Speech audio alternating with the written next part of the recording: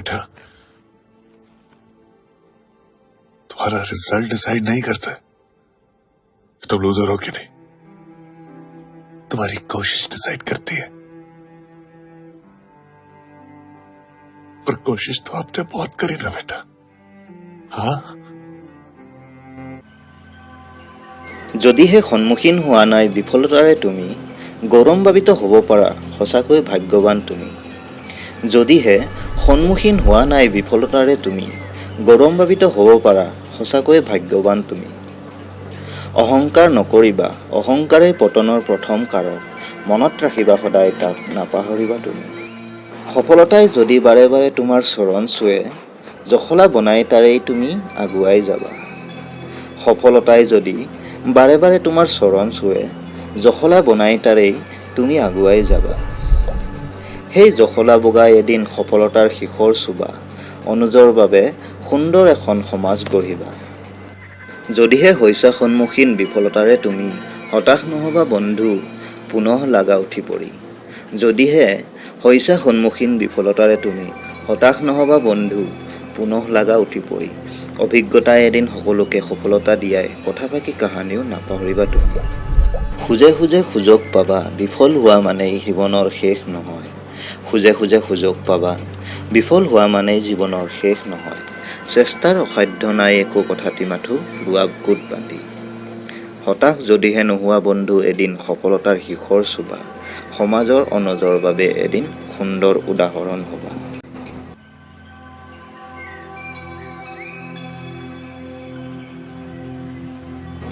আজিৰ সমাজখনে উঠাই উঠাই জীৱনৰ আটাইতকৈ ডাঙৰ কিবা এটা বনাই পেলোৱা মেট্ৰিক পৰীক্ষাৰ ৰিজাল্ট দিলে।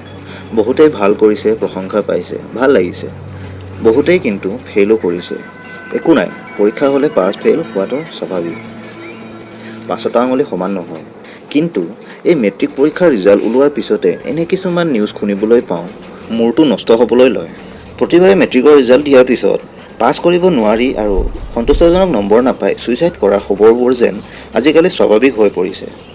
এইবাৰো একেটাই কাহিনী, মেট্ৰিকৰ ৰিজাল্ট আৰু কেইজনমানৰ ছুইচাইড কেছ যেন এটা মুদ্ৰাৰেই ইপিটি সিপিটি। ভাবিবলৈ দুখ লাগে, আজিৰ জেনেৰেশ্যনটোৰ মানসিকতা ইমান দুৰ্বল। তেওঁলোকক মই এইটোৱে ক'ব বিচাৰোঁ যে আজি মই এটা ভাল ইনকামৰ চাকৰি কৰি আছোঁ, যাৰ বাবে ঘৰখনৰ লগতে গাঁওখনেও মোক লৈ গৌৰৱ কৰে। অলপ বেছি হ'ল চাগে, গৌৰৱ নকৰিলেও অন্তত গাঁৱৰ সকলোৱে মোক সন্মান। আৰু মই যি চাকৰি কৰি আছোঁ তাৰ সৈতে মোৰ কলেজৰ কমাৰ্চৰ ষ্ট্ৰীমৰ কোনো ধৰণৰ সম্পৰ্ক নাই। 3rd ডিভিজনত মেট্ৰিক পাছ কৰা চাৰ্টিফিকেটেৰে মই আজি এটা ধুনীয়া চাকৰি কৰি জীৱন অতিবাহিত কৰি আছোঁ।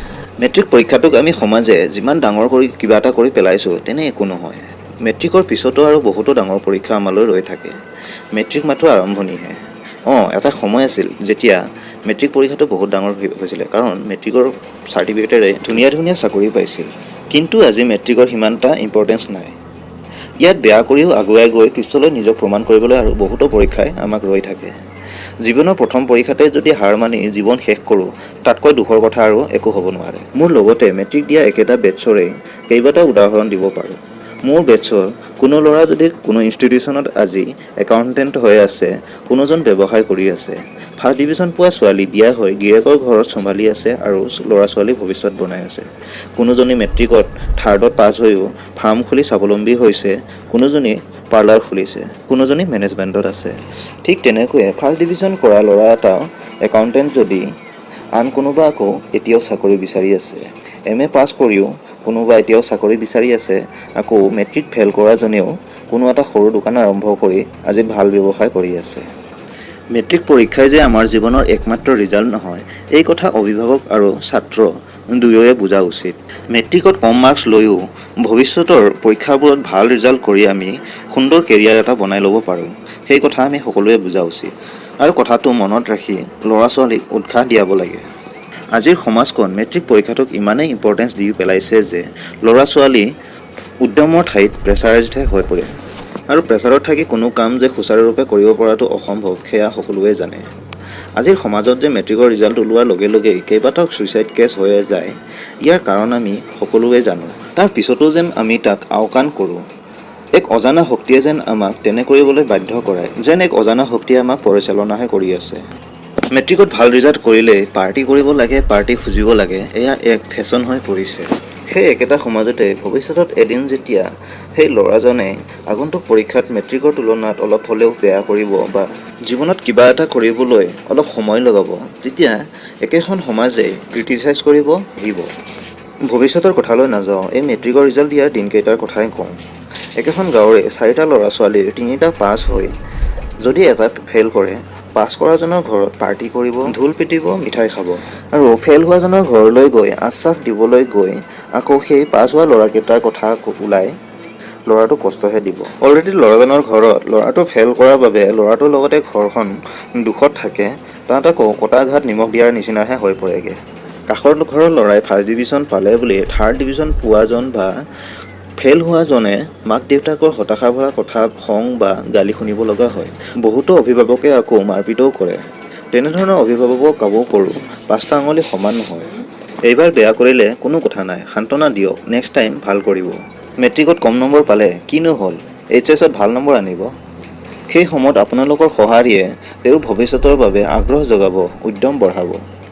অন্যথা যদি আপুনি খং কৰে, আনৰ সৈতে তাক তুলনা কৰি মাৰপিট কৰে, সি হতাশাত ভুগিব। প্ৰেছাৰ সহিব নোৱাৰি হয়তো ভুল সিদ্ধান্তও লৈ পেলাব পাৰে। মেট্ৰিকৰ ৰিজাল্টত পাৰ্টি কৰা আৰু পাৰ্টি খোজাসকলক ক'ব বিচাৰোঁ, বাস্তৱতে আপোনালোকে জীৱনৰ আচল টাৰ্ণিং পইণ্ট কেইটাৰ বিষয়ে নাজানি। আমাৰ জীৱনৰ টাৰ্ণিং পইণ্ট মেট্ৰিক পৰীক্ষা নহয়। জীৱনৰ আটাইতকৈ গুৰুত্বপূৰ্ণ টাৰ্ণিং পইণ্ট কেইটা হ'ল স্বাৱলম্বী হোৱা চাকৰিৰ দ্বাৰা বা ব্যৱসায়ৰ দ্বাৰা। জীৱনৰ দ্বিতীয়টো আৰু ডাঙৰ টাৰ্ণিং পইণ্টটো হৈছে বিবাহ। তৃতীয়টো টাৰ্ণিং পইণ্ট হ'ল ল'ৰা ছোৱালীৰ জীৱন ছেটেল হোৱা বা ছেটেল কৰি দিয়া। আৰু চতুৰ্থটো টাৰ্ণিং পইণ্ট হৈছে সকলোবোৰ এৰি নিশ্চিন্ত মনে অৱসৰ লোৱা সময়। আৰু এইকেইটা টাৰ্ণিং পইণ্টৰ লগত জড়িত হৈ থাকে অভিজ্ঞতা। এই টাৰ্ণিং পইণ্ট কেইটাৰ লগে লগে আপুনি অভিজ্ঞতা ঢেৰ গোটাব পাৰিব, আৰু লগতেই অভিজ্ঞতাই আকৌ আপোনাৰ জীৱনৰ এই গুৰুত্বপূৰ্ণ টাৰ্ণিং পইণ্ট কেইটাত সফল হোৱাত সহায় কৰে। এয়া আমি যদি পাৰ্টি কৰিব লাগে বা খুজিব লাগে, জীৱনৰ এই বিশেষ 4টা টাৰ্ণিং পইণ্টৰ বাবেহে পাৰ্টি খুজিব লাগে। বাকী এই পৰীক্ষাৰ ৰিজাল্ট এইবোৰ আমাৰ জীৱনৰ একোটা অভিজ্ঞতাহে। এই অভিজ্ঞতাৰ পৰা আমি আমাৰ জীৱনৰ এই গুৰুত্বপূৰ্ণ টাৰ্ণিং পইণ্ট কেইটাত গতি দিব পাৰোঁ। সেয়ে আমি পৰীক্ষাৰ ৰিজাল্টক লৈ পাৰ্টি কৰাটো মোৰ দৃষ্টিত সিমান যুক্তিকৰ নহয়। পৰীক্ষাৰ ৰিজাল্ট ভাল কৰিব লাগে, কাৰণ এই ৰিজাল্টেই আমাক ভৱিষ্যতত সহায় কৰে। সেইবুলি মেট্ৰিক, গ্ৰেজুৱেশ্যন আদিৰ ৰিজাল্টেই গুৰুত্বপূৰ্ণ ৰিজাল্ট বুলি ভাবিব নালাগে। প্ৰতিটো পৰীক্ষাৰে ৰিজাল্ট ভাল হ'ব লাগে, কাৰণ পৰীক্ষা ভাল কৰিবলৈ হ'লে ভালকৈ পঢ়া হয়, আৰু পঢ়িলে জ্ঞান বাঢ়ে আৰু পৰৱৰ্তী পৰীক্ষাবোৰৰ বাবে সহজ হৈ পৰে। মেট্ৰিক বেয়া হ'ল বুলিয়েই জীৱন শেষ কৰাটো জীৱনৰ আটাইতকৈ ডাঙৰ ভুল। আজিকালি সকলো ল'ৰা ছোৱালীয়ে মাথো প্ৰশ্নোত্তৰ মুখস্থ কৰিয়ে পৰীক্ষা দিয়ে। আজিকালি শিক্ষা ব্যৱস্থাই তেনে হৈ গৈছে। সেই ল'ৰা ছোৱালীবোৰক ক'ব বিচাৰোঁ যে মুখস্থ কৰি পৰীক্ষা ভালকৈ পাছ হ'লেও পিছলৈ পাহৰি যোৱা যায় আৰু পৰৱৰ্তী ক্লাছসমূহত আয়ত্ব কৰিব অসুবিধা হয়। সেয়ে সকলো ল'ৰা ছোৱালীক অনুৰোধ কৰোঁ, মুখস্থ নকৰি কিতাপ পঢ়ি বুজি জ্ঞান আয়ত্ব কৰিব শিকা। ৰিজাল্ট যি নহওক কিয় তোমাৰ কেৰিয়াৰ ভাল হোৱাটো খাটাং। লগতে অভিভাৱক আৰু সমাজখনক অনুৰোধ কৰিব বিচাৰোঁ যে ল'ৰা ছোৱালীক পৰীক্ষাৰ মহত্বটো বুজাওক, তাক লৈ প্ৰেছাৰাইজ নকৰিব। আজিৰ ভিডিঅ'টোত এইখিনিয়ে ক'বলগীয়া আছিল। ভিডিঅ'টো ভাল পালে লাইক কৰিব, শ্বেয়াৰ কৰিব। যদিহে ছাবস্ক্ৰাইব কৰা নাই, ছাবস্ক্ৰাইব কৰি বেল আইকনটো ক্লিক কৰিব। ইমানেই কৈ সকলোৰে সুস্বাস্থ্য কামনা কৰি আজিলৈ এৰিছোঁ। নমস্কাৰ।